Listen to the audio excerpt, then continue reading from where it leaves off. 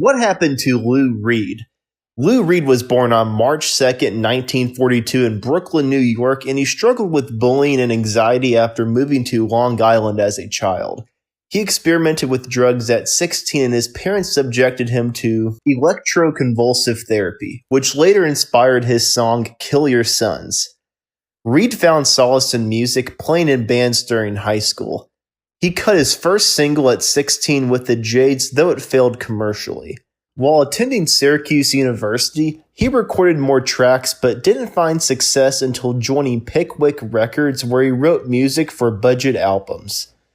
Reed's noisy song The Ostrich led him to meet John Cale, with whom he formed the Velvet Underground. Joined by Sterling Morrison and Maureen Tucker, they became famous under the management of Andy Warhol. Known for their bold lyrics and avant-garde sound, the band released 4 influential albums but saw little commercial success. Reed left the Velvet Underground in 1970, marking the band's end for many fans. Uncertain where to go next, Reed moved back to Long Island, staying with his parents and working as a typist at his father's accounting firm. By 1971, he was ready to make music again, and he landed a contract with RCA Records, and he flew to London and cut his self-titled solo debut with a studio band that included Steve Howe and Rick Wakeman from Yes.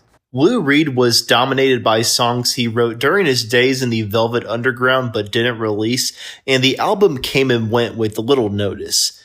He had significantly better luck with his second solo effort. David Bowie, who was in his first flush of superstardom after the release of The Rise and Fall of Ziggy Stardust and the Spiders from Mars, was an outspoken Velvet Underground fan, and he and Spiders guitarist Mick Ronson stepped in to produce 1972's Transformer. With Bowie's support, Reed embraced the trappings of glam rock and came up with a far stronger album that was a commercial success. The song Take a Walk on the Wild Side became an international hit single, and Perfect Day would go on to become one of his most beloved songs. Reed used the success of Transformer to persuade RCA to bankroll a far more ambitious and elaborate follow-up. The grandiose Berlin, issued in 1973, was glossy and richly arranged and produced, but the unrelentingly depressing tone of the song cycle about a decadent love affair put off Reed's new fans, and the album was a severe commercial disappointment. Lou Reed was eager to reconnect with his audience, and he formed a new band featuring guitarists Dick Wagner and Steve Hunter, shifting his focus to vocals. The band embraced a hard rock sound, and their 1974 live album Rock and Roll Animal successfully showcased Reed's material in a more accessible light. This was followed by extensive touring and the release of Sally Can't Dance later that year, though the glam-leaning album was regarded as subpar except for the powerful track Kill Your Sons. Despite its weaker material, it became Reed's highest charting album. In 1975, Reed released Metal Machine Music, a controversial and noisy experiment that many viewed as career sabotage. He pivoted in 1976 with Coney Island Baby, which was a warmer, more melodic album drawing on the doo-wop influences of his youth, though it still contained moments of intensity such as the track Kicks. With Coney Island Baby, Reed completed his RCA contract and moved to Arista Records, releasing Rock and Roll Heart in 1976. Although the album garnered little attention, Reed's influence on the emerging punk rock scenes in New York and London positioned him as a hero to many.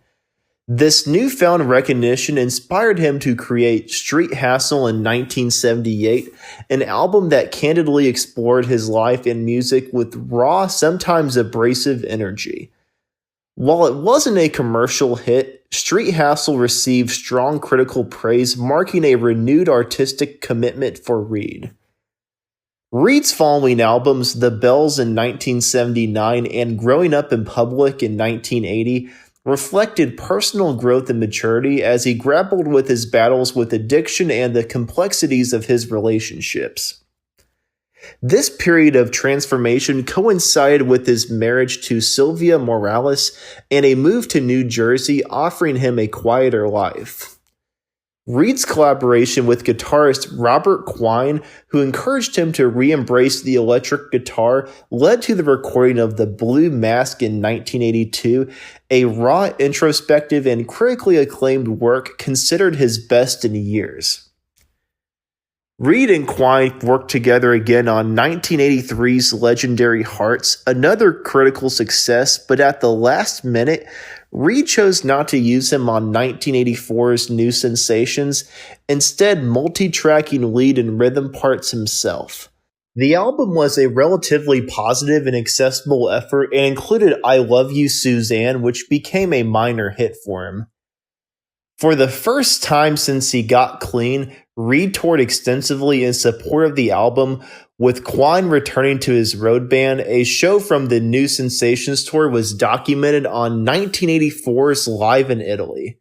He once again handled all of the guitars on the 1986 album Mistrial, an uneven effort that closed out his second run on RCA. However, Reed soon struck a new deal with Sire Records and rebounded with 1989's New York, an album full of political commentary and observations on his spiritual hometown that won rave reviews and earned him a gold record. The final track, Dime Store Mystery, was written in memory of his late friend and mentor Andy Warhol. Warhol's passing also brought Reed together with John Cale, with the two had been on frosty terms since Reed's contentious departure from the Velvet Underground. The former bandmates teamed up to create a song cycle about Warhol's life and work. In 1990, Songs for Drella marked their first work together since 1968's White Light/White Heat. Later that year, Reed and Cale were invited to perform Songs for Drella as part of a celebration of Warhol's life, staged by Foundation Cartier in France. Sterling Morrison and Maureen Tucker were also invited to attend the event, and as an encore to the concert, the four original members of the Velvet Underground performed an impromptu version of Heroin. 1992's Magic and Loss was a somber concept album about the death of two of Reed's close friends that received positive reviews but didn't match New York sales or acclaim. Since the spontaneous performance in France, rumors circulated that the Velvet Underground would reunite, and in June and July of 1993, Reed and his bandmates staged a tour of Europe that was rapturously received by fans, though reaction from critics was mixed. A string of American dates and an appearance on MTV Unplugged were to follow, but tensions in the band once again boiled over, and by the time the live album was released the following October, the group was once again history, which became permanent after the death of Sterling Morrison in 1995. The following year, the Velvets were inducted into the Rock and Roll Hall of Fame, and Reed, Cale, and Tucker performed a song they wrote in tribute to Morrison, Last Night I Said Goodbye to My Friend. Not long after the Velvet Underground reunion tour, Reed and Sylvia Morales divorced.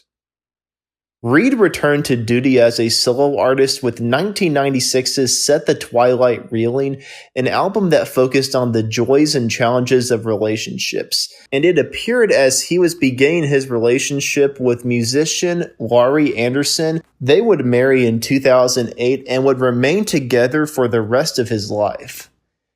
A semi-acoustic appearance at the 1997 Meltdown Festival in London was recorded for the 1998 release Perfect Night Live in London.